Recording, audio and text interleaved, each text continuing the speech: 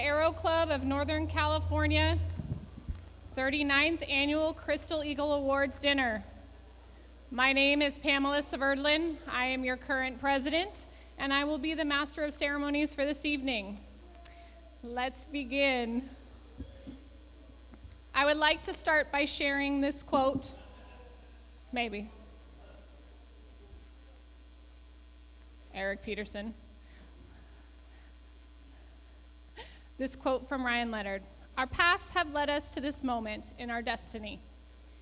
Now, let's enjoy this time together. It's such a blessing to be here with you tonight. Let's make the most of it. I would like to take a moment to wish Eric Peterson, past president, a happy birthday.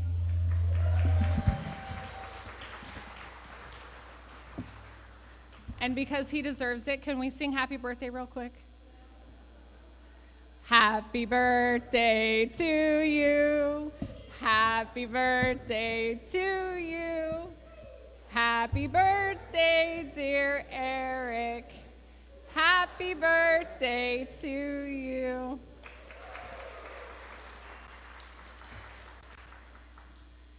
I would like to introduce Maximus to come to the stage.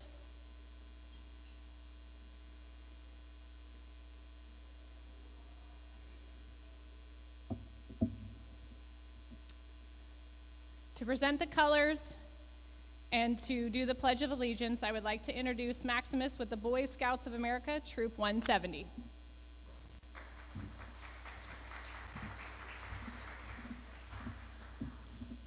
Can everyone in the audience please rise and remove your hats? Color guard advance. Bugler sound off.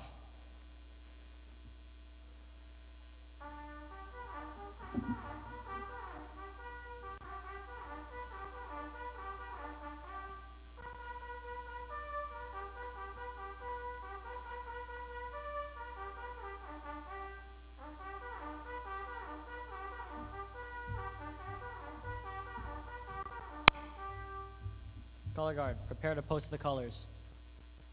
Color guard, post the colors. Please join me in the Pledge of Allegiance. I pledge allegiance to the flag of the United States of America and to the republic for which it stands, one nation, under God, indivisible, with liberty and justice for all. 2. Reform.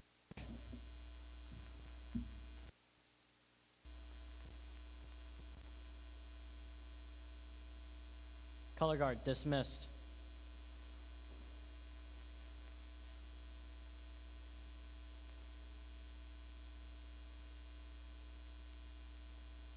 Please remain seated.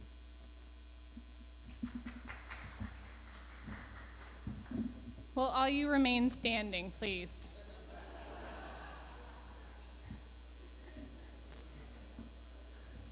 I would like to take a moment to offer a toast to those who have gone west this year.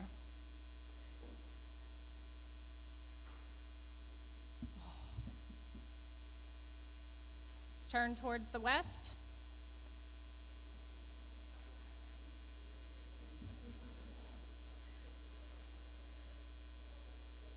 Cheers.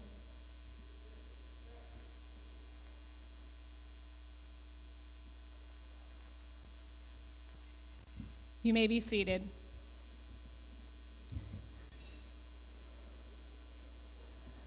Now, a little bit about the Aero Club of Northern California.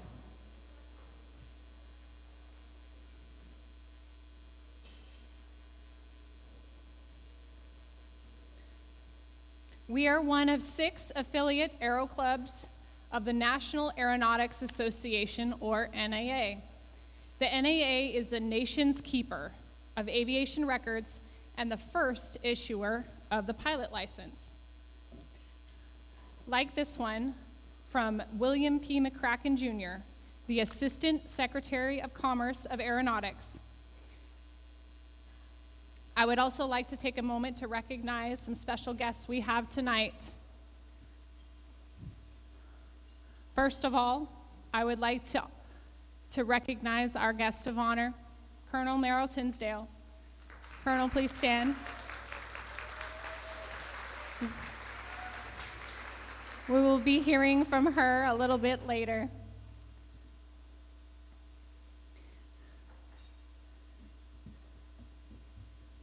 I would also like to take a moment to recognize a few other distinguished individuals in our crowd this evening. First, I would like to recognize any past NAA award recipients that we have here tonight. If you're one of our past recipients, would you please stand?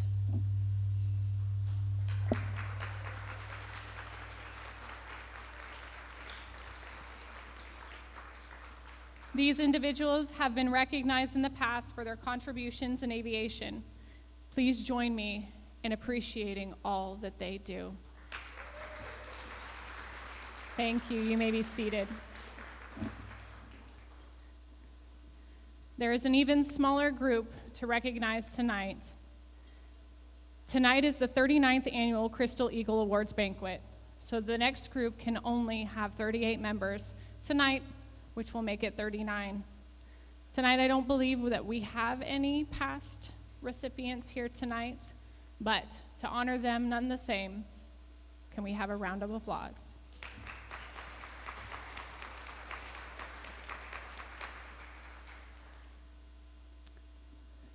A special thanks to the Steve Fawcett Foundation for their annual donation to our scholarship fund. I want to take a moment to ensure that you guys have gone and picked up some raffle prizes. Tickets are $1 for 5 or 5 for 20. The silent auction, raffle, and donations are a mechanism to raise funds for scholarships. Your participation in these is the key to our ongoing efforts. Do we have somebody that has all of those tickets somewhere? Okay. When we're ready, I will call you, Richard, to come up and we'll draw a couple of names.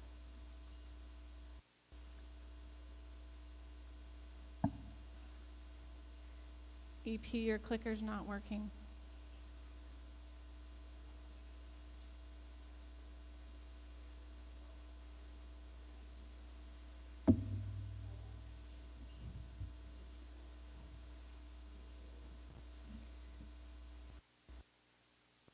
It is important tonight at this dinner to honor those who have set these dinners up, our previous safety seminars, and our various luncheons and tours.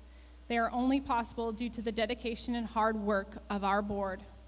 I'd like to take this opportunity to introduce them to you. To get the introduction started, I would first like to ask our newest board members to join me on the stage. I would like Gretchen, Wendy, and Edgar to make their way to the stage. Mike,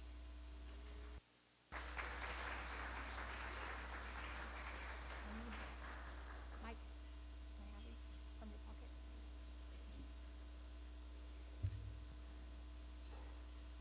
Gretchen is airport manager of the San Carlos Airport and one of the new San Jose State aviation professors. Present you with your official name badge. So there you go. And Wendy and Edgar, Wendy is our new treasurer, and Wendy and Edgar are an unstoppable team. Edgar is a captain of SkyWest Airlines, and Wendy is a pilot for Southwest Airlines, and together they moonlight as San Jose State professors and are helping our next generation of aviators into this industry. Upside down, I can't read. Stay here. These three new board members have brought so much energy and enthusiasm to the board, and we are grateful to have them. Now please help me welcome to the rest of the board. I'll ask them to remain standing here so I am not alone.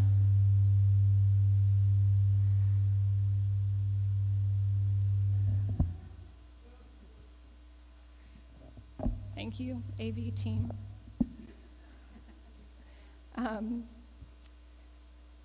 So let's recognize the rest of our board. Michelle Tripp is our current vice president. Richard Bandy is our secretary.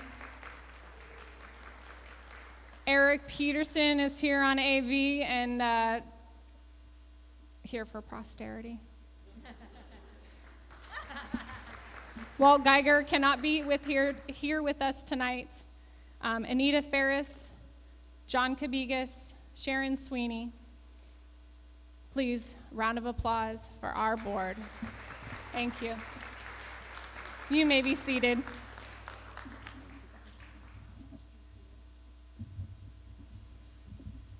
If you would like to get involved, see me or any of our board members. Most of us here are here today because somebody else stepped up. Consider being that helping hand for the next generation. Moving on, in addition to the Crystal Eagle recipient, we regularly honor one of our local aviation individuals for their contributions to the art and science of aviation. This evening, we'll be honoring Carol Ford, a special recognition in the form of an NAA Certificate of Honor for her local influence in the world of aviation. We will hear from her a little bit later. Rich, thank you. Thank you, Carol. Richard, can we do a couple of raffle prizes? We're gonna draw a couple names, so get your tickets out real quick. We'll have one more chance after this.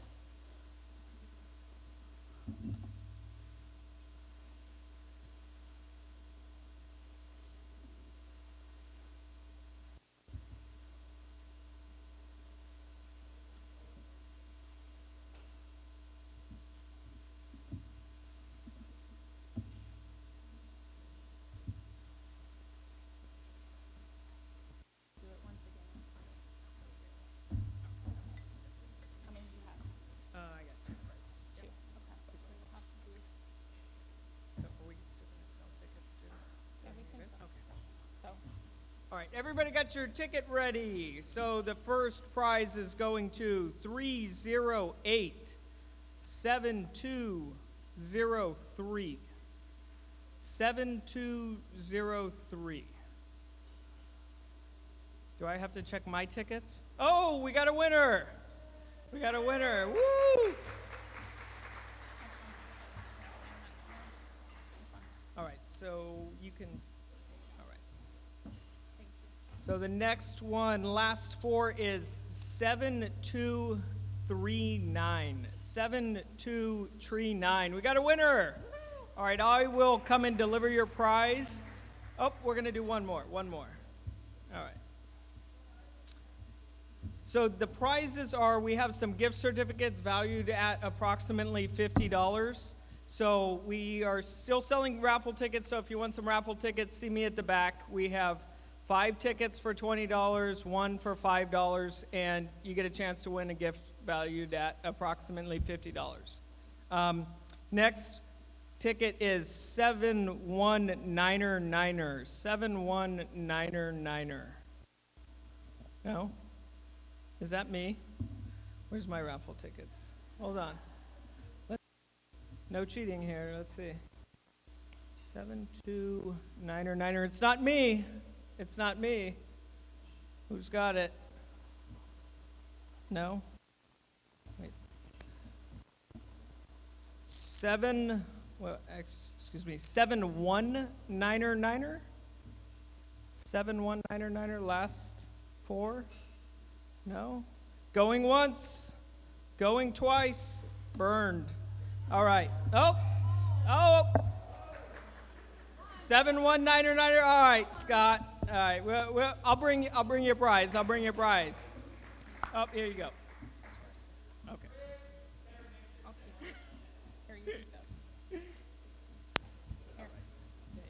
Thank you, Richard.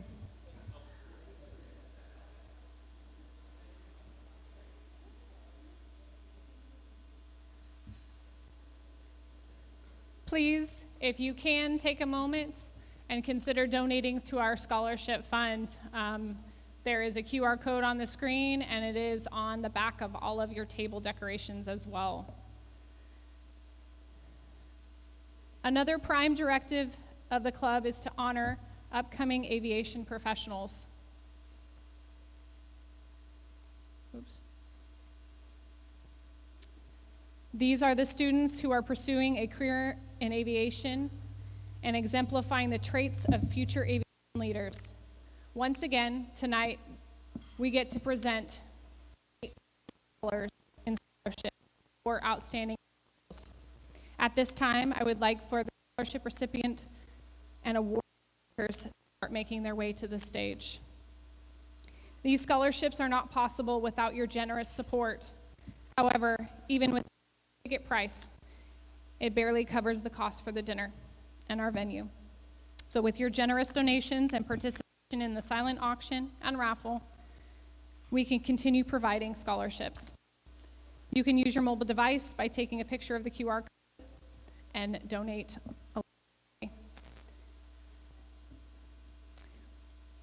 While we break,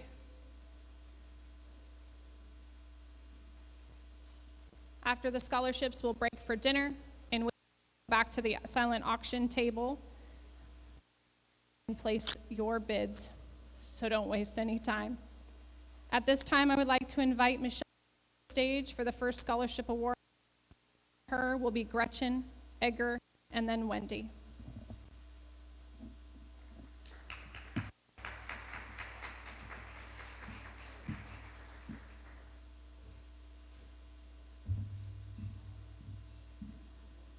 Good evening, everyone. My name is Michelle Tripp. I am the Vice President of the Aero Club of Northern California. I'm so happy to see all of your faces today. So I get the distinct honor and privilege of introducing our first scholarship recipient, Bhavya Dhulipalla. Bhavya is a soon-to-be graduate in aviation management at San Jose State University. Bhavya holds several significant roles. She actually currently serves as the treasurer for the SJSU chapter of Women in Aviation, works as an instructional student assistant in the Aviation Safety and Security course at San Jose State, and dedicates her time as a volunteer peer mentor at the Engineering Student Success Center. Bhavya is actively applying to aviation management graduate programs and has plans to pursue an MBA in the future. In the summer of 2022, Bhavya completed an internship as an aviation security intern at the San Francisco International Airport. And during the summer of 2023, she gained further experience with Boeing, working as a business operation intern on the 777 and 777X airplane program in Everett, Washington. Bhavya was, is that okay? Is it me? It's me, isn't it? That's okay. It's me.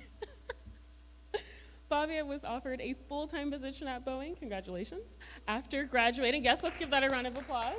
Awesome. Which she, of course, enthusiastically accepted. Bhavya's primary objective is to inspire more women of color to join the aviation industry and become a role model for others, just as she has had her own role models.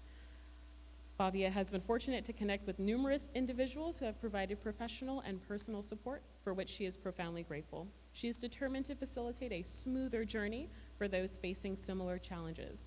Under the guidance of Professor Wendy Mora, also one of our board members, Bhavya is organizing an Aviation Discovery Day event on November 18th at Reed Hillview Airport as a part of her senior capstone project. Aviation Discovery Day is an aviation career opportunity-focused event for high school students, educators, and more. She extends an open invitation to all of you and those who are interested. So please visit www.aviationdiscoveryday.com for more details. And without further ado, please give a round of applause for Bhavya.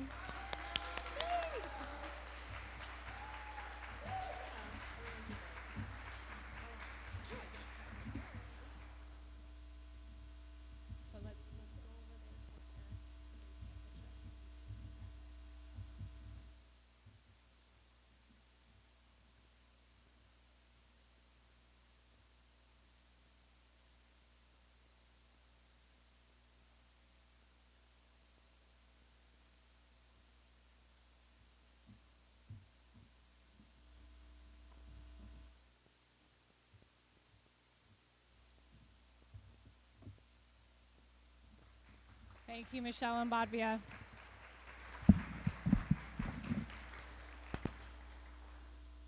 Gretchen.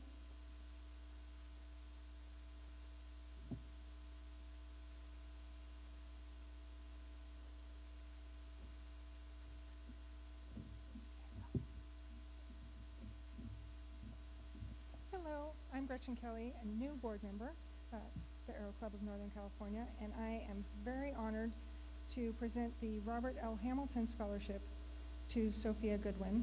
And you can read about the, did I just get louder? I'll back up. You can read about the Robert L. Hamilton Scholarship in the program. He was quite an impressive man, and the funds for this scholarship were donated by very close friends of the Hamilton family at the time of his death in 2002. So we're very grateful that the scholarship continues. And just a little bit about Robert Hamilton. He served in the military as a helicopter mechanic and the U.S. Army, helicopter mechanic and helicopter pilot, and I'm just going to read the awards. He was awarded the prestigious Legion of Merit, the Distinguished Flying Cross, 2 Bronze Stars, and 30 Air Medals. So please read more about Mr. Hamilton in your program. Now on to Sophia, a recipient of the Robert L. Hamilton Scholarship. Sophia is pursuing, I love that sound. Sophia is pursuing an aviation professional flight degree at San Jose State University. She is excelling in her courses with a very high GPA and is taking additional courses so that she can graduate a semester early. Her goal of graduating ahead of schedule is to accumulate more flight hours, expediting her journey towards becoming a commercial pilot and ultimately an airline pilot. Sophia has always had a clear sense of purpose and passion for making a difference in her community. Her academic journey has been defined by a commitment to leadership, a love for aviation, and an underlying dedication to self-improvement. Sophia is already an instrument-rated pilot, and she's currently working on her commercial pilot's license. And in her free time, this very high achiever maintains a well-rounded life with personal interests encompassing training for triathlons, ultramarathons, and mountain climbing. These activities showcase her unwavering commitment to pushing her limits and achieving excellence in every facet of her life. So I'm very honored to present this scholarship to Sofia Goodwin.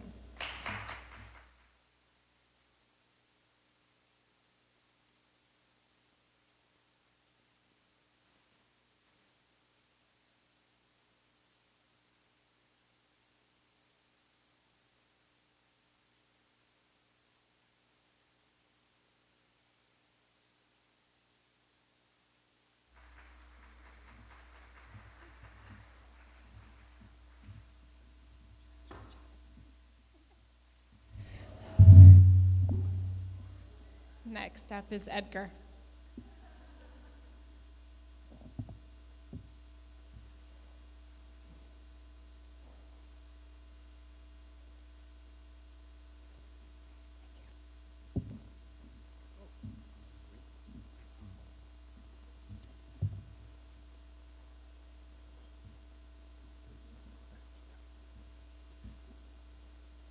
Good evening, everybody. I'm here to present the Thomas E. Leonard Award for this outstanding student that is here with us. Just to give you a little bit about an information about Thomas E. Leonard. He was very, very, very, very involved in San Jose State for many, many years and has been recognized as one of the best professors at San Jose State. And on that thought, we would like to present Joshua Cucci with the award for the Thomas E. Leonard Scholarship. We met about a little bit over a year ago, and he's in his second year at San Jose State. And I would have never thought that this young man is 19 years old. When I was 19, I had no idea what I was going to do with the rest of my life. And this young man at the second year in San Jose State has accomplished a lot more than I would have wished I could have done for the rest of my life. So he's just moving along in an amazing pace. And I'm so proud and so happy to present him with this award. He has been involved for 6 years with the Civil Air Patrol and has been part of different positions there as public affairs officer. He has managed the social media, organized engaging community events, such as Youth in Aviation event sponsored by United Airlines. As a Civil Air Patrol cadet commander, he mentored and managed a large group of cadets. He recently got a job as a contract flight test engineer for Airbus, flying a Baron 55, 58, okay?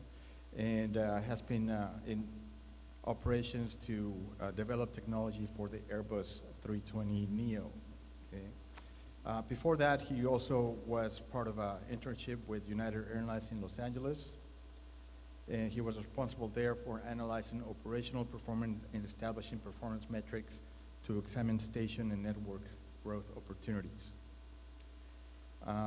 Prior to that, he also worked with Airbus in Sunnyvale as a flight operations and dispatch intern, working with different teams to develop a comprehensive flight operations and test matrix. If that's not enough, at his second year at San Jose State, he already has become a private pilot, a commercial pilot, an instrument pilot. He has been my teaching assistant, helping me with the lab, the simulator lab at San Jose State with the blessing of Dr. Perez. And we have established a new lab that will help us give all students free simulator training. And if it wasn't for Josh and another TA that we also have present here, we wouldn't have been able to accomplish that. And at this time, he's even talking about becoming a flight instructor. He's thinking of being a flight instructor is a little boring, so I'll move on to my instrument flight instructor because, and while we're at it, why don't we do the multi-engine? So he's just thinking ahead. And the other thing, he was even saying, what am I gonna do with all this time while I'm being an airline pilot? Should I just go for a master's or something? So he's way ahead of the game, and I'm so proud to present him with the Thomas E. Leonard Scholarship, which basically tells us all about education and his will to continue to do so. And Josh?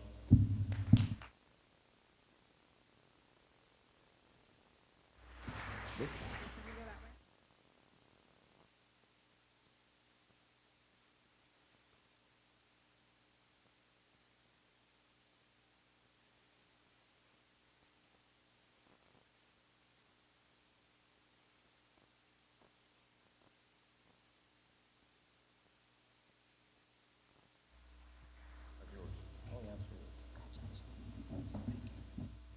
Thank you, Edgar. Wendy, for our last scholarship, Wendy is going to introduce the Changing the World Scholarship, which is near and dear to my heart.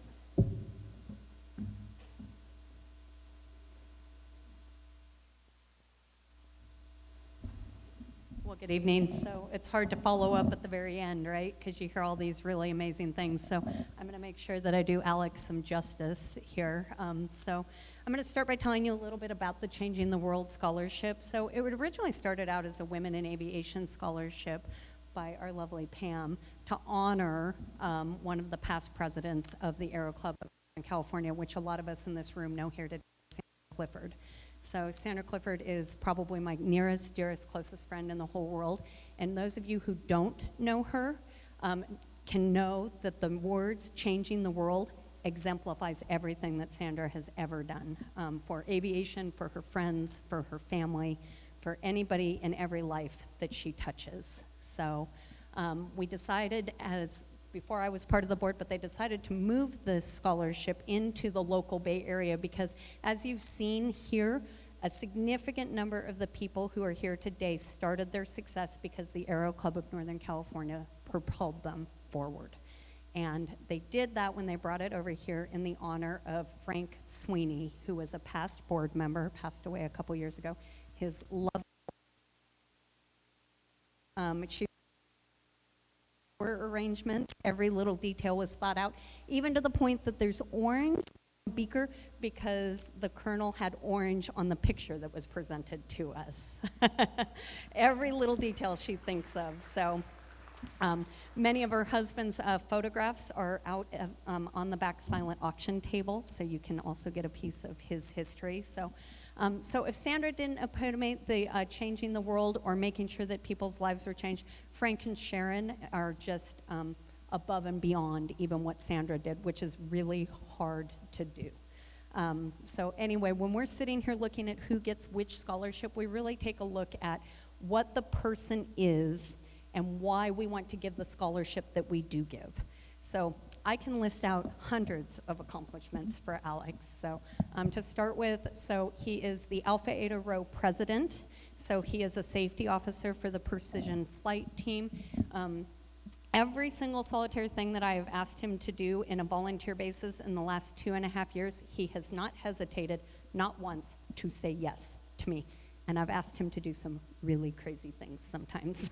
So he's always willing to go above and beyond to help a professor, to help a student, to help his classmates, to help the university, anything and everything. He does it. And he does it with a smile on his face. He's humble about it, beyond reproach, humble about it. And it truly is my honor to present him with the scholarship because I truly, see, I'm going to tear up. I truly, truly believe that Alex is going to change this world one day. So, congratulations. Yeah. I have to say one more thing. He also just won top pilot at the regionals for the Precision Flight Team this week. So, beat Embry-Riddle. Woohoo!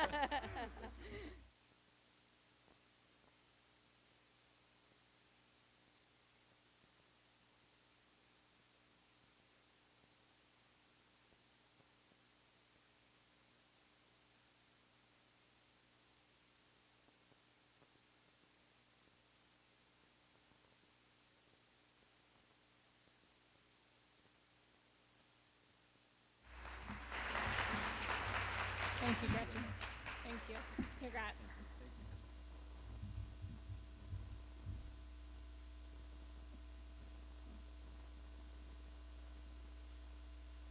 I'm going to remind you that for the students, scholarships like these can mean the difference between finishing a degree or a pilot license or not.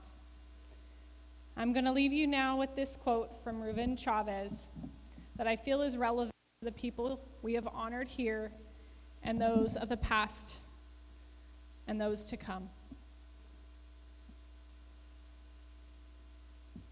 Pay attention to the things you are naturally drawn to. They are often connected to your path, your passion, and purpose in life. Have the courage to follow them. So much has been achieved because individuals followed their passion. Now, enjoy your dinner. Our program tonight celebrates the achievements of one distinguished aviation professional, Carol Ford.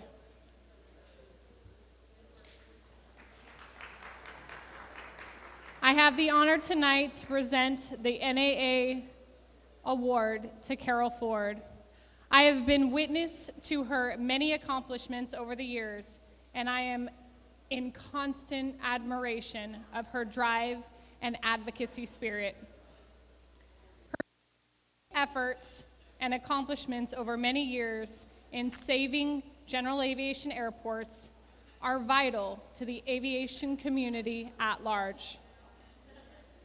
Carol recognized that many small airports are constantly under threat and that these precious resources need to be protected.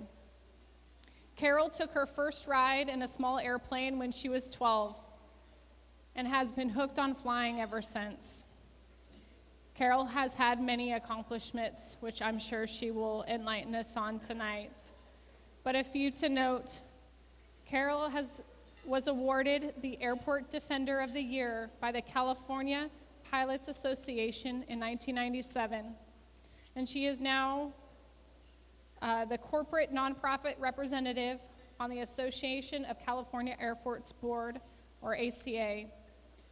And I know that she holds many other positions today that she will tell us all about. Carol, please join me.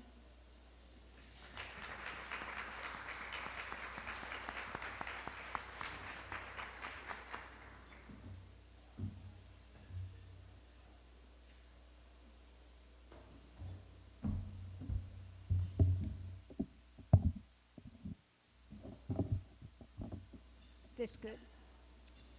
Thank you, National Aviation Association and the Aero Club of Northern California. Thank you very, very much for this honor. It means a lot to me. Special thanks to Walt Geiger, who sadly can't be here, who had a lot of patience in dealing with me. The first thing happened was last year, he called me and told me about this award, and I was so excited. And then he told me the date was November 11th, 2022, and I gasped. I can't come, Walt. And he said, what? And I said, well, my nephew's getting married the same day. And he said, well, maybe you could do two things in the same day. And I said, well, no, he's getting married in Phoenix, and I already have the ticket. And he said, well, we'll miss you at the dinner. I said, no. I don't get that many awards that I can miss one. I really want to be there. Do you think you could give it to me next year? And so here we are. Thank you very much, Walt.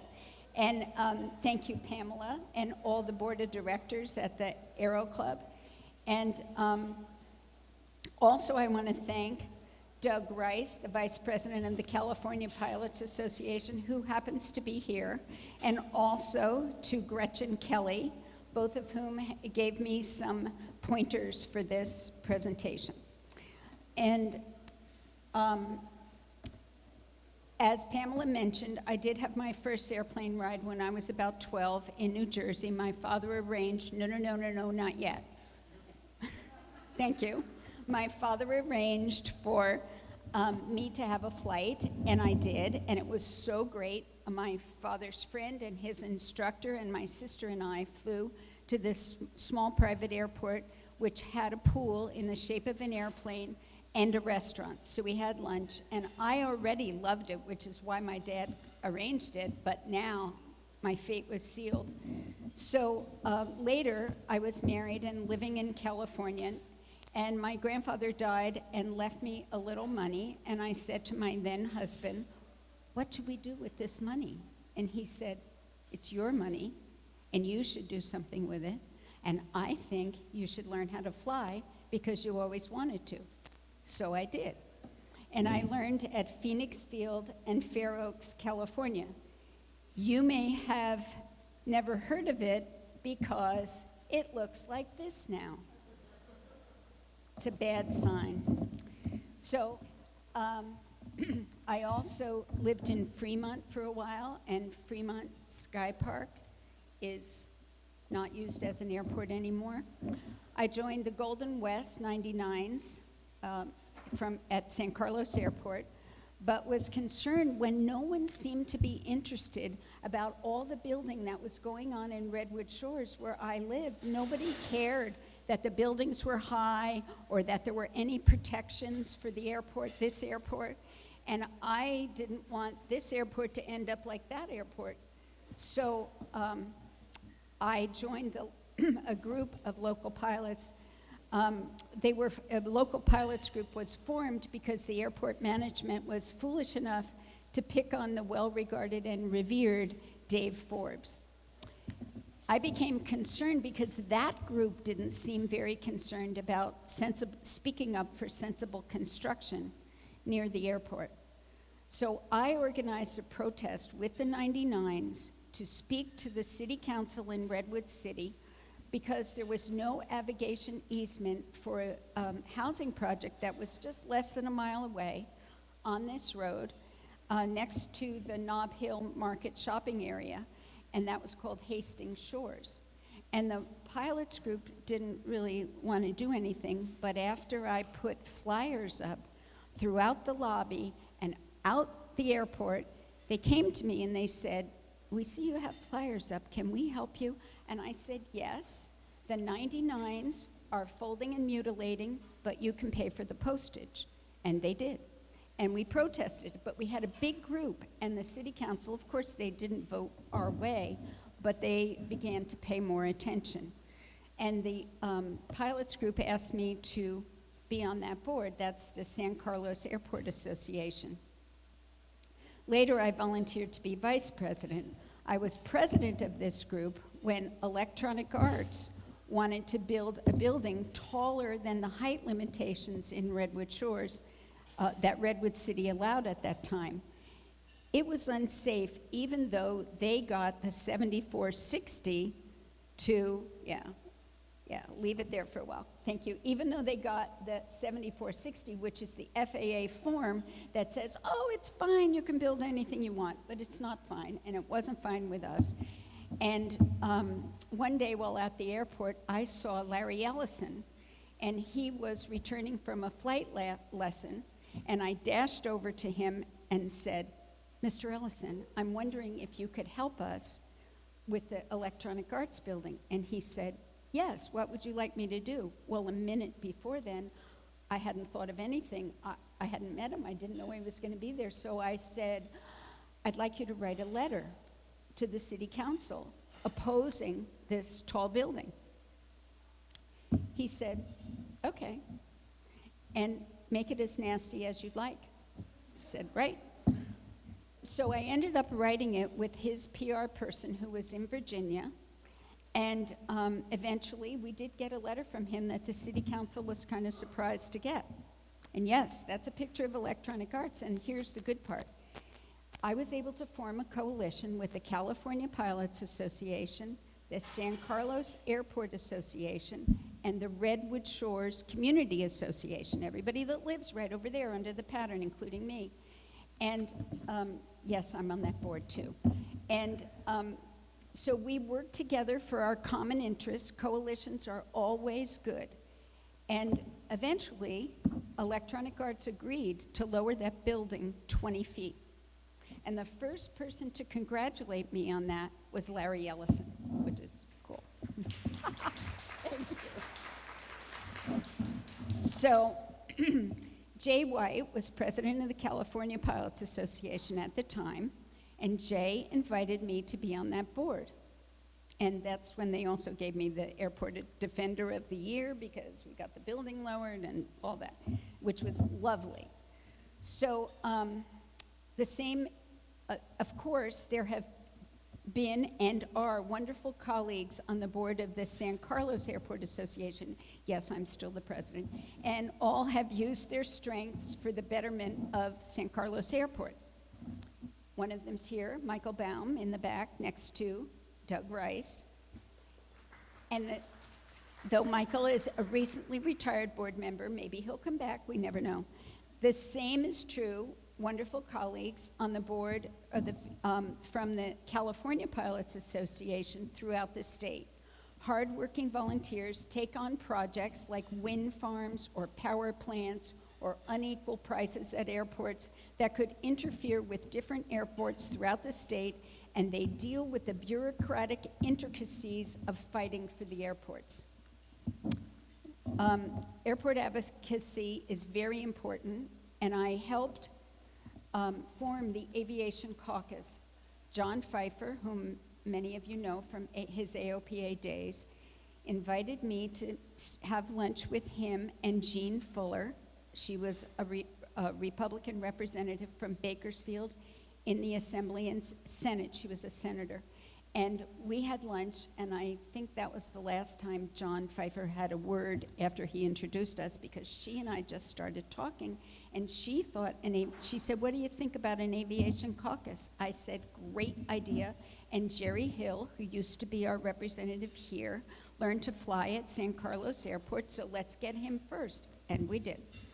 So we also had Aviation Day with ACA, the other group. That's the airport managers of the state of California, Airport Managers Association. And I'm on that board. And so we had this Aviation Day in Sacramento. And we would all go from throughout the state. We'd go up there for different groups. because I think the next thing, I'm not sure what the next one, oh yeah, not yet. We'll just leave that, but yeah, that's fine. So here's the thing, that airports need money, but airports really run on politics. And so that's why it's important to have Aviation Day. And when we go to Sacramento to inform all our elected officials about the value of aviation in the state, this is what we give them. Because the state assembly people and senators have an airport in their district, and they're so excited because they know we're Reading Airport. Yeah, but one airport doesn't do anybody any good. So you have to fly from Reading to someplace else. So you should support all airports in the state, because the state derives almost 10% of its economic domestic product, from the state, is from aviation. So that's why it's important for the whole state and each elected officials, and they put this up on their wall. They're tickled pink to have this, so great.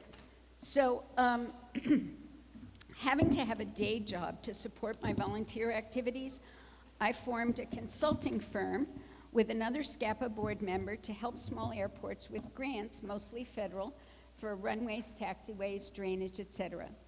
This was after hearing John Pfeiffer, who was then at the San Francisco Airports District Office for the FAA in Burlingame, say that many airports were leaving funds on the table because they didn't have the personnel to help them write the grants. So now, could we go to Dunsmuir, please? Thank you very much. This is Dunsmuir Airport, and it's right in the shadow of Mount Shasta, and it's a beautiful short, it's the same as San Carlos, 2,600 feet. And it's important because it's above the fog line of the valley below where other airports are, and you can't land at them sometimes because it's too foggy. So you can land at Dunsmuir. But the pavement was in deplorable shape, and so Dunsmuir is parallel, the airport here, Mottfield, is parallel to Route 5, and there's 2,100 people in the city, in Shasta County. Shasta County is the poorest county in the state, and they don't have anything revenue generating except 11 hangars at that field. That's not enough to support their match. Now, you probably know that federal grants are 90% from the FAA, 5% from the state, if they have it, I'll tell you that in a minute, and 5% from the local entity who owns the airport. So here's a brief aside. The state of California doesn't always have the money. So the state of Florida, a few years ago, had $87 million in its aviation account. You want to guess how much the state of California has, which has twice the population of Florida? How much do we have in our account? $8 million. $8 million. On a good day, it's 12 million, and that's not enough. So the state doesn't always have the match, and that, if they don't have that 5%, that means that the local entity would have to come up with 10%, and that's not possible. It would never have been possible for Dunsmuir. And Dunsmuir has a hard enough time coming up with their 5%. So I told the current ADO, Airports District Office, FAA manager, Lori Suppmeyer, if we don't get, they had 100% grants. But I told her if we didn't get 100% grant for, don't you love it? If we didn't, I live under the pattern, and I'm one of the happy people. Yay, there's an airplane. So, anyway, I told Lori Suppmeyer that if we didn't get 100% grant for Dunsmuir, we could lose this airport. And so about a month later, she called me and she said, you know what? There's a grant for this airport, not yet, but in a second. There's a grant for this airport that's 100%, and you should apply for it right away. And I did, and Dunsmuir got it. So the next one, look what they did. They're repaving this absolutely horrible pavement that was completely failing and unraveling, and that was awarded, and they were improving the airport. So in June of 2021, The project was completed except for the striping. Yes, next slide, please. Isn't it gorgeous? And look, the airport's right there, the mountain. This was a $3.3 million grant. They could never have matched that with, 150,000 or maybe 300,000. They couldn't have done that. So thank God for the FAA in doing this. And we had a little ribbon cutting ceremony on the newly done, before it was painted, runway.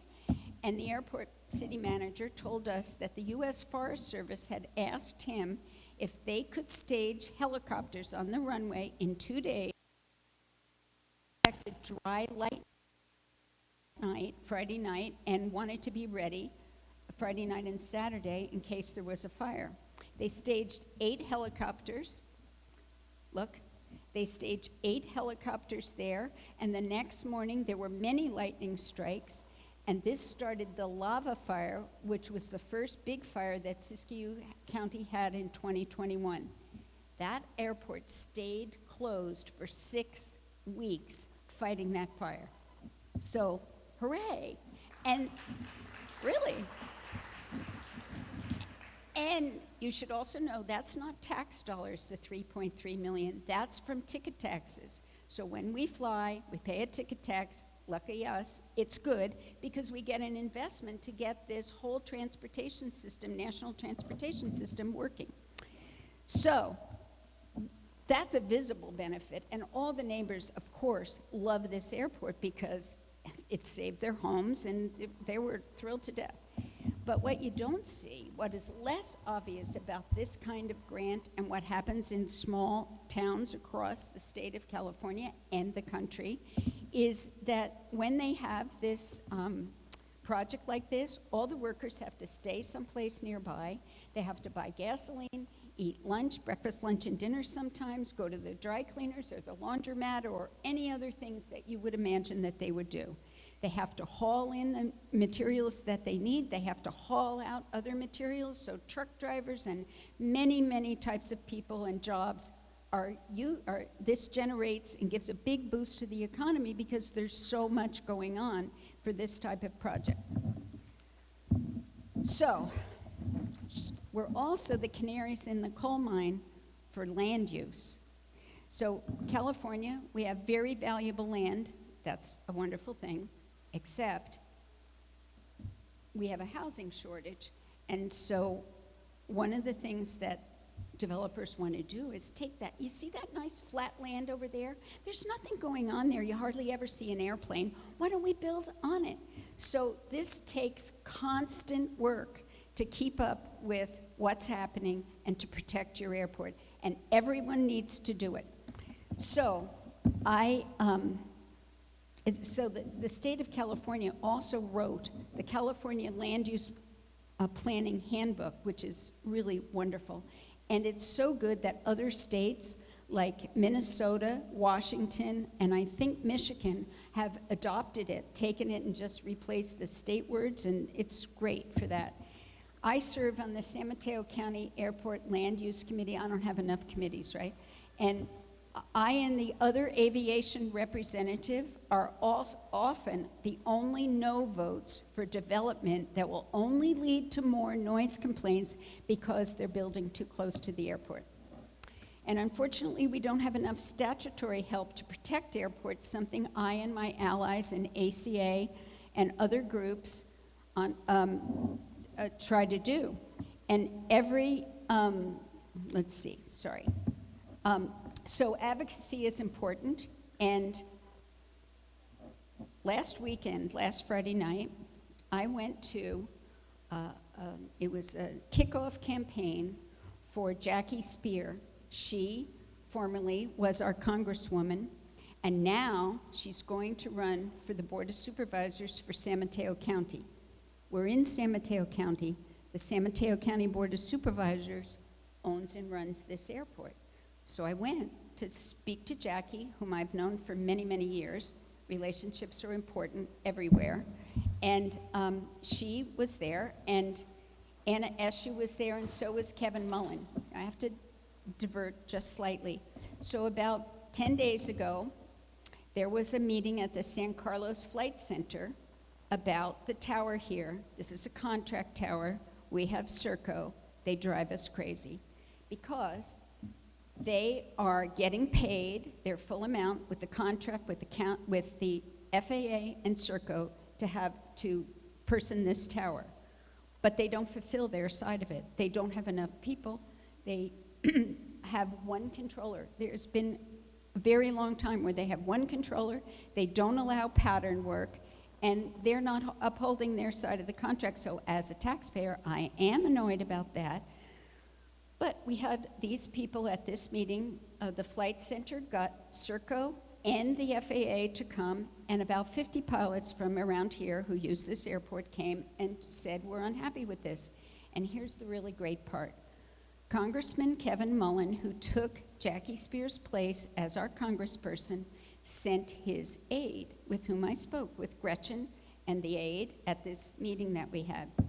So when I went to this kickoff campaign for Jackie Spear for supervisors thing last Friday, Kevin Mullen was there, so was Congresswoman Anna Eshoo, and I didn't bring up the airport. I just made my presence known. They certainly know I'm involved with the airport. And so as I was leaving, Kevin Mullen was leaving too, and he came over to my car and said, Carol, I want you to know I consider this a very important issue with the control tower at San Carlos Airport. I said, oh, thank you for bringing it up, Kevin, and thank you for sending your aide. It was really great to have her there. We really appreciate it. He said, yes, I know this is a very serious issue. I said, right, it is, you see. So Congress people, state senators, state assembly people, your job, all of you, I'm commissioning you to speak up for airports whenever you meet supervisors who own your airport or city council people who own your airport and any other Congress people. And tell them the importance of the airport. Here's my last fact for you.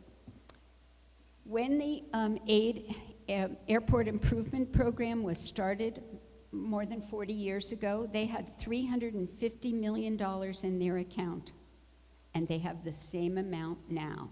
It's insufficient funds, so we need to all ask them to give us more money. So thank you again, the National Aviation Association and the Aero Club of Northern California. I appreciate this honor very, very much.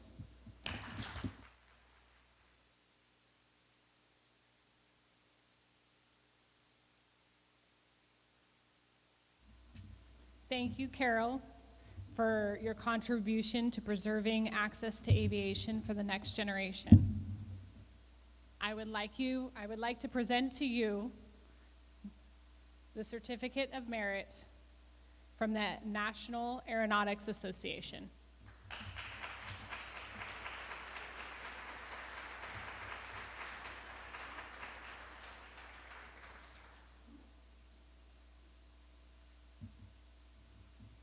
Thank you, Carol.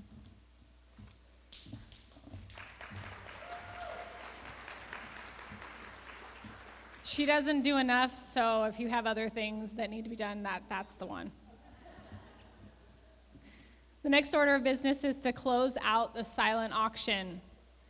We're going to go back, close everything down. Richard, if you are a winner, go check out your items, your bid sheets. We are ready to close. 3, 2, 1, sold. Thank you all who participated in the silent auction and bid on items. Your contributions go directly to our scholarship program. And being a former scholarship recipient, I appreciate it very much. First of all, I would like to welcome one of our board members, John Cabigas, to the stage to introduce our guest of honor.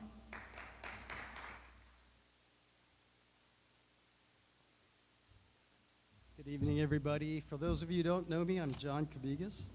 I'd just like to reiterate what Wendy and Pamela said about donating to the scholarship fund. You should hold this so it doesn't feed back on me. You're good. I was one of the I was one of the scholarship recipients back in the 1980s, mid-1980s, and that helped me get my pilot's license at the time, which propelled me into my Air Force career. That's where I actually met our keynote speaker tonight, our Crystal Eagle awardee. And one of our other board members, Julia Bradley, was also one of the awardees 2 years ago, I believe, scholarship recipients, I'm sorry. And she just flew her first 2 sorties in undergraduate pilot training for the U.S. Air Force just 2 days ago. So your your donations to the scholarships really do help. Okay? Now, I'm trying to delay a little bit because I saw Merrill go into the restroom. Oh, there she is. Okay. So, born in 1971, Merrill David. In the Bronx, New York. She attended all schools, and she developed an early life for aviation and the space program, had a goal of being an astronaut at one point. She graduated from the University of New Haven with a bachelor's degree in electrical engineering. One of only 3 women, I understand, who made that. She also played on the basketball team and was in the ROTC at the time. She was commissioned in the U.S. Navy as an ensign in 1994 through Officers Candidate School, and was first assigned a flying assignment with the SH-60B, which is a Seahawk helicopter, at Naval Air Station Maypoint in Florida. During that time, she deployed on several short and long tour cruises into the Middle East as well as South America and the Caribbean. After about 3 years of sea tours with the helicopter, Merrill became a T-34C instructor pilot, and then eventually became a T-6 instructor pilot. And while she was a T-6 instructor pilot, she was labeled as one of the best in the squadron. She's also one of 4 who actually trained both Navy and Air Force pilot in the Joint Student Undergraduate Pilot Training Program at Moody Air Force Base in Georgia. In 2004, Merrill actually made what we call the inter-service transfer from the U.S. Navy to the U.S. Air Force, as she was promoted to 04 Major and became the first woman of African descent who was hired into the U-2 program, in the Air Force U-2 program. At that point, she'd only been the 5th woman that had been hired into the program. And also, she was only the number 4th person of color having been hired into the program. Just as a side note, since 1955, there's only been 1,100 pilots as of 2023. Only 11 of those have been women, and 9 of them are persons of color. I've had the honor of serving with several deployments, flying operational missions in support of Olive Harvest, Enduring Freedom, Iraqi Freedom, and the Horn of Africa. When Merrill finished her stint at Beale Air Force Base, she married her sweetheart, Merryl Tengesdal, and also took over the reins of Detachment 2 at Palmdale, California, and became the commander of the flight test program maintenance for the U-2 program. Merrill would eventually work her way to the North American Air Defense, NORAD, and also NORTHCOM, Northern Command, as part of the J-8 staff. During these years, she would complete her master's degree in aeronautical science through Embry-Riddle University in Florida.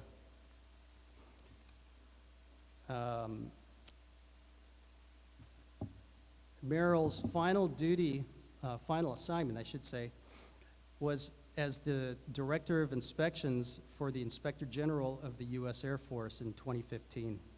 That's where she got her promotion to 06, Colonel. 2017, Merrill retired from the U.S. Air Force as a colonel after 23 years of active duty service and more than 3,400 hours of flying. 1,100 of those, over 1,000 of those were in the U-2 and 330 combat hours. Following her military career, Merrill became an author. She also brought her books with her, by the way, titled Shatter the Sky. She also became an avid fitness professional, motivational speaker, and also a reality show contestant on CBS's Tough as Nails, by the way.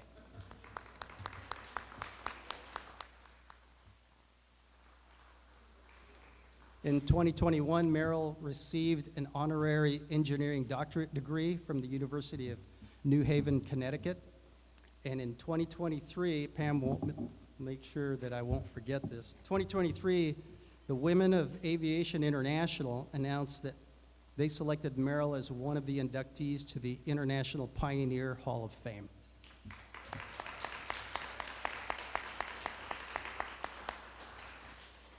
So allow me to introduce to you our Crystal Eagle awardee and keynote speaker for tonight, Colonel Merryl Tengesdal, USAF, retired.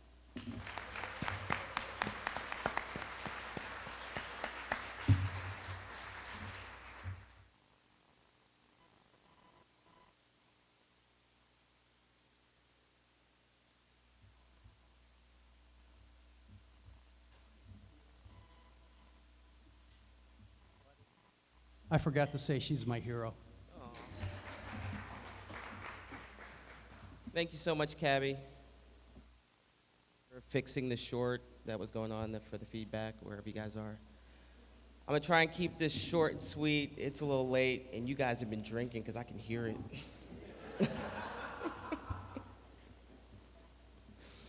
Good evening, Pam. Thank you so much. Northern California Aero Club, board members, ladies and gentlemen. It's so great to be here with you at the scholarship event tonight. First off, I wanted to say congratulations to the much deserving award recipients. You guys are amazing. I loved hearing about it.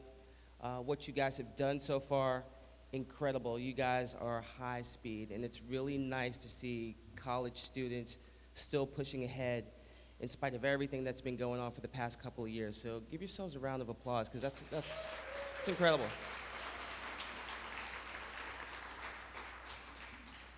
Also, thank you very much for honoring me with the Crystal Eagle Award. I'm very humbled by the gesture. When I look out in the audience tonight, I see some aspiring pilots out there that are getting their, different levels, whether it's commercial, ATP, no ATPs yet, but privates and instrument. And it reminds me where I was about 35 years ago plus. Thanks, Cabby, for telling everyone how old I really am. And I was in a similar position. I was ready to tackle on the world. I was ready to start the journey that I had planned since the age of 7. Yes, at 7 years old, I decided that I wanted to be an astronaut. I watched way too much Star Trek. I was too obsessed with it. I wanted to explore the stars. I wanted to be like Captain Kirk. I wanted to boldly go where no one had gone before. And at 7, being born in 1971, so 78, I didn't have any astronauts. I didn't really know of any astronauts that looked like me. So for me, how was I going to go on this journey? And so I looked to the characters of Star Trek, and I used them to build a basic framework. And I said, all right, well, they went to Starfleet Academy, so I have to go to college. They all did some type of math and science, so I guess I'll be good at math and science. I don't know if I am, but I'm gonna be good at it.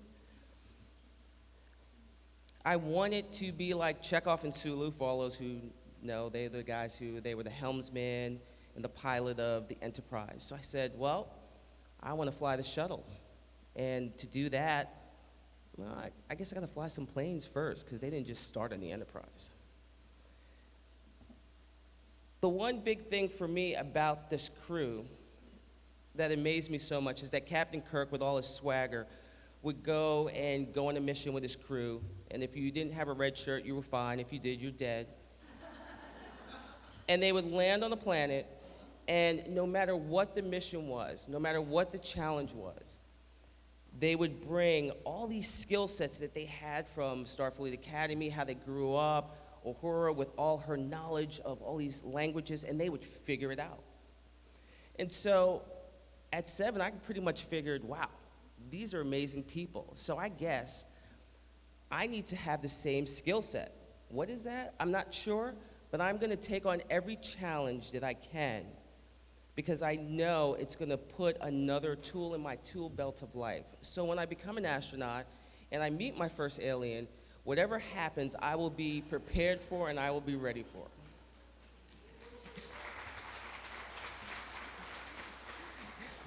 Live long and prosper. And I say this because as all these aspiring pilots, you might want to do something that no one has done before. Maybe take drones and do something with them. Maybe you've seen something on science fiction. But as you go through this journey, just look at all these challenges and all these difficulties as something, another tool to put in your belt that will inform your decisions later on in life. And so I went on. I focused on math and science. That was good, it was all right. I graduated with an engineering degree from the University of New Haven, electrical engineering. And during my time before I graduated, I did a lot of summer programs, just like some of the awardees here. And so I was excited. I was like, man, I got my degree, I'm ready for the next phase. And the next phase was to learn how to fly. I already decided that I was going to choose the Navy as my option. And so I was enthusiastically talking to all the recruiters in New York City, like, hey, you got pilot slots, you got pilot slots? And the answer was, nope, we don't. I was like, what? Here I am, got this degree, let's go. And they're like, no, we don't have any pilot slots. We have XYZ, you want to chip some paint on a boat? No, I don't want to chip any paint on a boat. I want to go fly some aircraft. You can turn some wrenches, nothing wrong with turning wrenches, but I wanted to fly them. And so immediately out of the gate, I encountered an obstacle of no. Now at this point, and I'm not talking about the people in this room because you guys are high speed, most people would quit at this point. But not me. I looked for alternatives. I looked at other branches of service. I looked at the Army. Heaven forbid, those guys. And sure enough, the Warrant Officer Program, I talked to a recruiter, he's like, we can get you to fly helicopters. And, you know, helicopters weren't my first choice in my mind at that time, but I knew I was gonna be moving in some direction, I was gonna be flying something. So I took the ASVAB and I said, I did well, and I was ready to go sign with the Army. But at this point, it just made me realize, and I'll share this with you, that when you're on a journey, most journeys are not a straight path. Be prepared to take detours, and be prepared to make other opportunities for yourself. And that's what I did. So I was set on going into the Army as a warrant officer. One day prior to swearing in, a guy that I was dating who was a corpsman in the Navy, he worked at Marine Corps Air Station, Yuma, Arizona. He called me up. And we were talking like we do daily. And he said, hey, I reached out to a recruiter, a Navy recruiter in San Diego. And he wants you to call him. So I gave him a call. And he said, hey, I understand you have your degree. We are looking for pilots in the Navy. And I'm like, well, that's weird because New York City isn't. And they were like, hey, if you could get out here, you could take the test, pass the test, I guarantee you a pilot slot. So I was like, say less. There are two avenues. I could have went with the Warrant Officer Program. I knew it was a guarantee. I knew it was going to go. Or I could go out to San Diego, take the test for the Navy, pass, maybe not pass, and see what happens. So I looked at those options. And when I looked at those options, I wanted to go Navy, but I think of the one thing, I think of the Thomas Jefferson saying, if you want something you've never done, you have to be willing to do something you've never done. And I didn't know how I was going to get out to San Diego. I was a college student, I was poor. And so I didn't have enough money for a plane ticket, so I bought a bus ticket. And I took a 5-day bus trip from New York to San Diego to meet the recruiter, because that's what I wanted to do. Now, my mom's still mad at me about this. I do not recommend that you ever take a bus trip across country, because it is one of the weirdest experiences I ever had in my life. I never met so many Mennonites in one place. They like to take the bus, and there's no offense to that, but it was just odd. One time the bus had to pull over because the guy pulled a knife out. Yeah, this was in the 90s, folks, and people were still a little intense. But if you want it bad enough, you're going to do things that you don't think you haven't done before. So be prepared for that as you go on this journey. Be prepared for the detours. Be prepared to do some crazy things, because it makes for great stories if you live.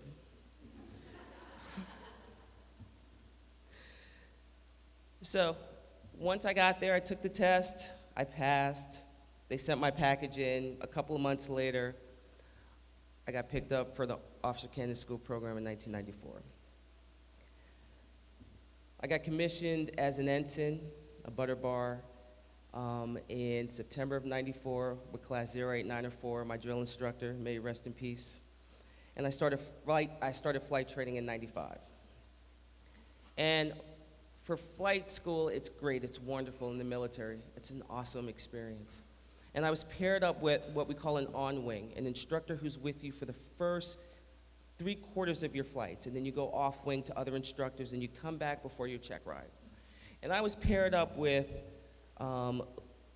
Lieutenant Ronald Robinson, AKA Gramps. He was 29 years old, he had white hair. He was a Southern gentleman that spoke very nice to me on the ground. When we'd brief, it'd be so nice. Okay, Merrill, we're gonna do this today. We're gonna practice our single engine procedures and all this stuff. Yes, sir. Do you know the bold face, which is the immediate items when there's an emergency? Yes, sir, I do. And we'd brief for 2 hours, and we'd get in the aircraft, I'd do my stuff, and get in. As soon as that engine started, this man turned into Beelzebub. This guy started screaming at me from engine start to engine shutdown. For an hour and a half, this man cursed me out in the aircraft like no one's business. When we would fly in the pattern, when I was done, he would tell us how many ways we were gonna die because of my poor piloting skills. It was to the point where I would have nightmares in my sleep. He was just really, really hard on me, and I do appreciate it. When I went off-wing, I did well, and actually for my check ride, I crushed my check ride and did incredibly well. This man, it all paid off, I guess. I was a little emotionally scarred, a little emotional damage to this day, but it's okay. But throughout this time that we flew together for about a month, we became pretty good friends, a mentor-mentee relationship, and later on, I still keep in touch with him even to this day. And so, as I continued on my flight training path, eventually it came up to selection time. So in the military, the Navy, and the Air Force, someone's gonna owe me a beer later for that phone going off.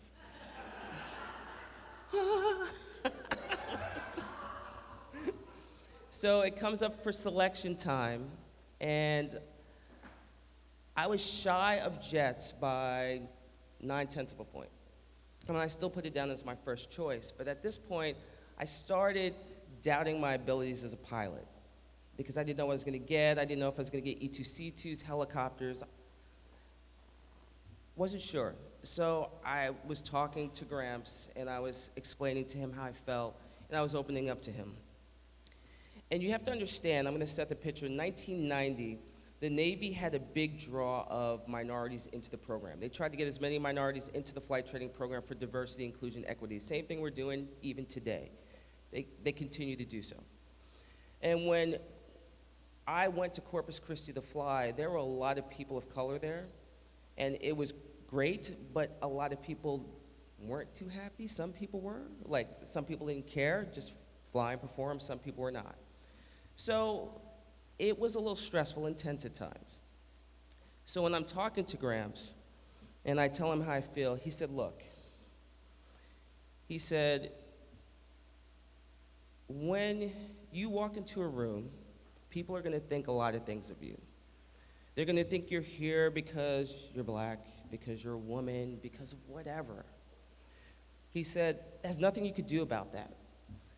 But as long as you perform as you did as my student, because he said to me, quite frankly, you're one of the best students I've flown with. And he said, the moment I knew that is when I was yelling at you up at 8,000 feet to get in position to do a single engine approach. And as I was yelling at you, you wrapped the aircraft up into a 55-degree angle of bank and didn't I just did that pilot thing.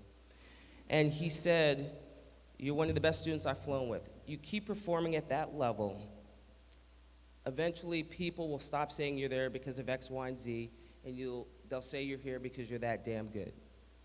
And I tell you this because I saw the recipients in the office are different, and we come with who we are, our uniqueness, whether it's gender, ethnicity, pronouns, it doesn't matter. When you get into the room, people may think something about you, but keep performing, keep kicking butt, keep wrapping the aircraft in the 55 degrees, setting up for the approach, and they can only say you're that good. Because it's an aircraft. It's an aircraft, it's a machine, it's life. You put the inputs in, it does not care who you are. So just keep that in mind. And I carried that throughout my career, and I would recommend that you do that as well. For my selection, I got helicopters. Now, I wanted jets like everyone else because we watched Top Gun back in the 80s, and we wanted to all be like Maverick, not Goose.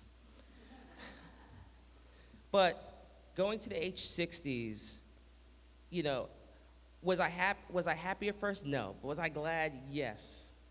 Because what I said before, you need to be prepared for the detours. And so going helicopters, I knew I could still be an astronaut. Just needed to go to test pilot school. And quite frankly, as I always have said, helicopters are hella cool. I don't know if you've ever flown a helicopter, and for all you fixed-wing guys out there, if you haven't, you need to get into one because it is amazing. I flew the SH-60 Bravo on my first deployment. It was anti-submarine warfare. We had torpedoes, we had sonobuoys. Anti-surface warfare, we had Penguin missile, Hellfire missiles, FLIR. We did search and rescue, we did over-the-horizon targeting, and we did over-the-horizon communication. And we also did reconnaissance. Keyword reconnaissance, because that will fill in later. This is a whole bunch of tools that were used in my belt for later on in the future. And I loved it. It's a great aircraft. I land on every type of ship possible. LHAs, LPDs, carriers, everything. And my family. And I would never trade it for the world. So, what I didn't realize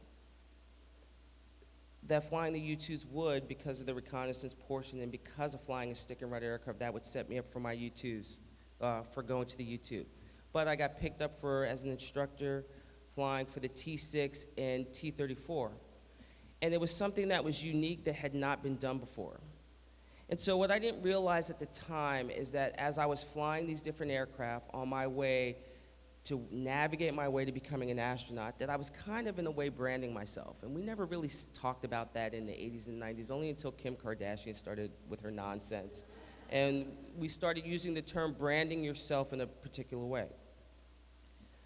And so once I was done with the T6, I was gonna get out because I was gonna go back and get my PhD, because I had in my mind that I still wanted to be an astronaut. Okay, I couldn't fly, but I'll be a mission commander. And my boss at the time, and with my boyfriend at the time, who became my husband, they recommended the U-2. My boss in the Air Force said, Merrill, you should come fly for the Air Force in the U-2s. And I started looking at it, and I looked at what it could do, and I was impressed, and I said, I'm going to set up for an interview. And I got picked up.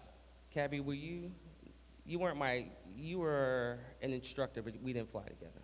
And for those who know, Cabby is a U-2 pilot as well.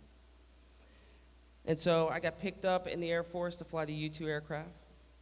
And for all those who don't know, I'll explain it a little bit. The U-2 aircraft is an intelligence, surveillance, reconnaissance aircraft. It has no weapons. It uses imagery, or it takes imagery in the form of electrical, optical, or infrared, Doppler like you would see in a weather pattern, or it can take pictures as if you had a Polaroid and take pictures that clear. This is all done at approximately 70,000 feet at which the U-2 flies, which I'll put in perspective is twice the altitude of a commercial airliner. Because of the altitude that we fly, we wear a pressure suit that's similar to NASA spacesuit. It's made by the same company, David Clark. The reason why we use the pressure suits for two things: to deliver 100% oxygen. Part of that is to avoid decompression sickness, which we are vulnerable to, and also to keep our body alive in case of cockpit depressurization at 70,000 feet. At the time when Cabby and I were flying, the aircraft cabin altitude was at 29,000, so we exposed ourselves constantly to Mount Everest altitudes.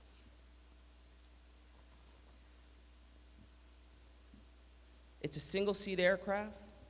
It has a bicycle landing gear configuration, unlike most aircraft that have tricycle landing gear configuration. Therefore, you must stall the aircraft at 2 feet. You have to do it with no drift, no crab, because if you do, you're off to the races. This aircraft to fly is not for the faint of heart, and you gotta be a little not quite right to get in that aircraft and actually fly it. And we always tell we're the land of misfit toys. But I wanted to fly it because, one, I had the recce experience from flying the H-60. I had the stick and rudder skills from flying helicopters, because helicopters is all stick and rudder skills. Get in one, it's amazing. And also, I get to wear a spacesuit. How cool is that? And this, in the big scheme of things, was a slight detour, but it still made my resume look good for NASA. At that time, less than 1,000 people have flown the aircraft. I was the first and only black woman, still to this day in 68 years, to have flown it. NASA would look and take notice. For all you guys out there that want to do stuff, think in your minds, how are you going to make yourself stick out from the rest of the competition? Do things that are off the beaten path. Take on those challenges.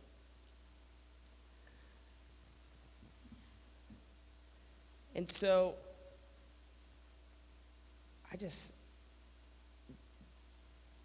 did I get to test pilot school?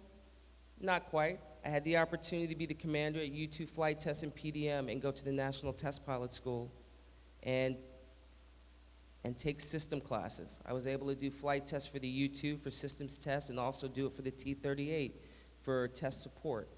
So again, able to do those things to set myself apart. I worked at the 9th Physiological Support Squadron to learn all about the suits. I think I was on the heels of Cabby at the end of that as the director of operations, and I stayed as the commander for a few months as the acting commander. So I will tell you, did I become an astronaut? No, not yet. Did I fly at the edge of space? Heck yeah, I did. And the last thing I want to impart with you, you might not make it to the goals, the lofty goals that you have, the things that you want to do, but I will tell you the journey has been amazing. I had some challenges, I had some detours, I learned a lot of skills, so many skills that a reality show picked me up and put me in situations where I had to build stuff. Look at every challenge as an opportunity for growth. Enjoy the journey as you're going, and every so often, take a look at where you're at. When you're in your plane, take a moment and enjoy it. The U-2, I've seen I've seen the curvature of the earth. For you flat earthers, hopefully there's none here. If so, we're going to have a talk later. I've seen the shooting star go from the right to left under my aircraft. I got to help people and serve my country in capacities and ways that most people can't talk about. It's been amazing. And I will tell you that I've just started. I've just begun. So for all you guys out there that are ready to start your journey, I'm really happy for you. I'm happily envious of you. And I'm excited to see what you do in the future because we need some leaders and we need some pilots. So thank you so much for allowing me to share my part of my life and my military experiences with you today. If you want to read the rest, check out my book or get the audio.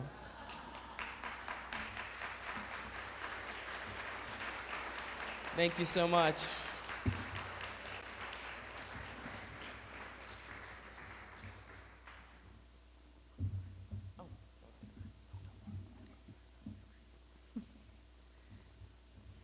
Pilots like the Colonel are a rare breed.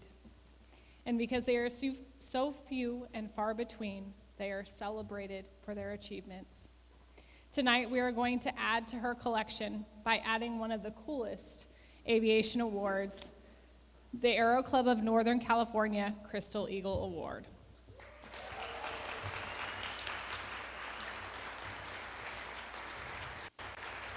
Before you are lost in its wonder and its beauty, let me tell you a little bit about it.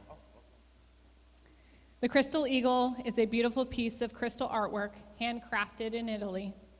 It is mounted on a California redwood base, sourced from our own Professor Tom Leonard's boyhood home in Northern California. Combining the crystal and the redwood base represents the power, strength, and grace of a soaring American eagle with the unusual durability and stability of one of the largest trees in the world. Ladies and gentlemen, it gives me great pleasure to award the 2023 Aero Club of Northern California Crystal Eagle Award to Colonel Merryl Tengesdal.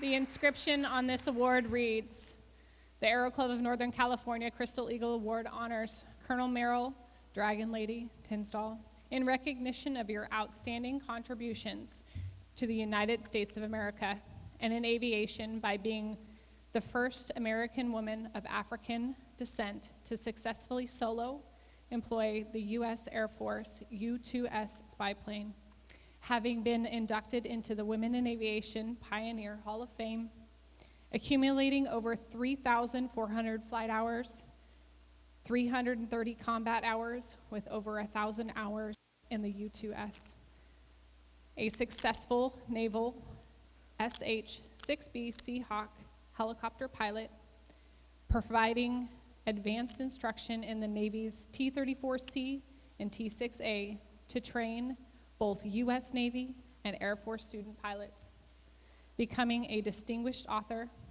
motivational speaker, and television persona, actively inspiring others to defy expectations and achieve their goals.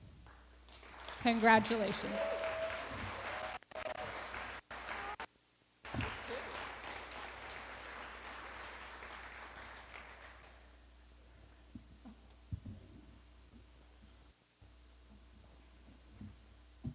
Thank you guys all for being here. Can I get the scouts to retire the flags, please?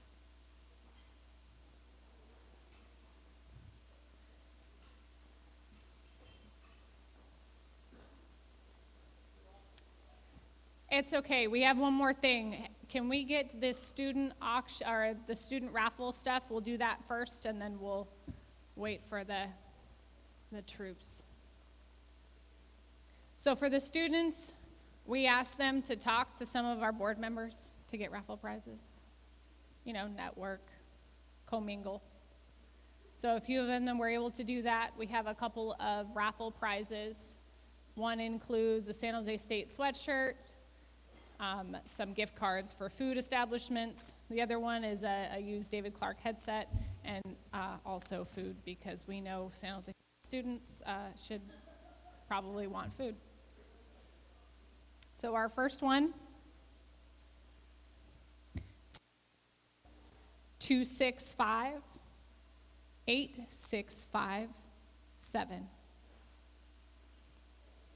265-8657. Woohoo! Avery, come up and pick from the selection.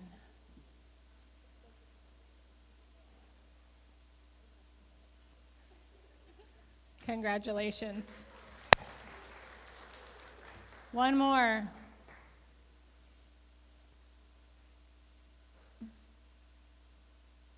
Thank you.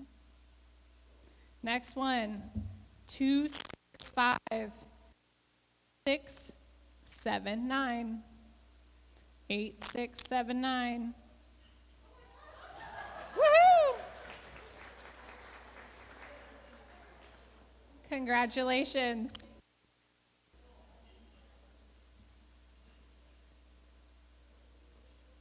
Boy Scouts are ready to retire the flag.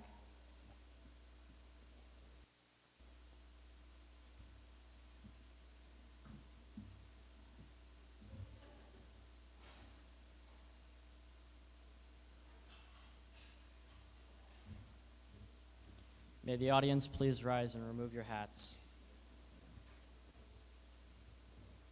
Color guard, advance. Bugler, sound off.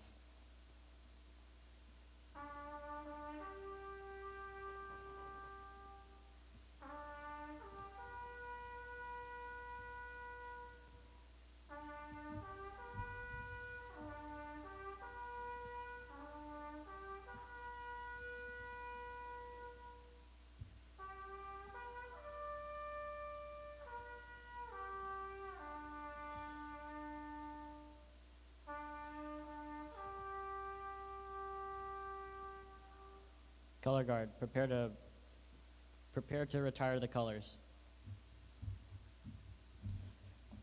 Color guard, retire the color and reform rank.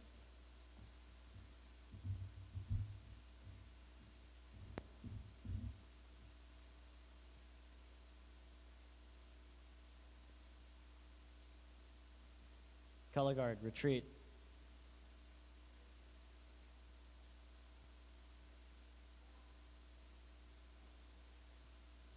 Color guard, dismissed. Can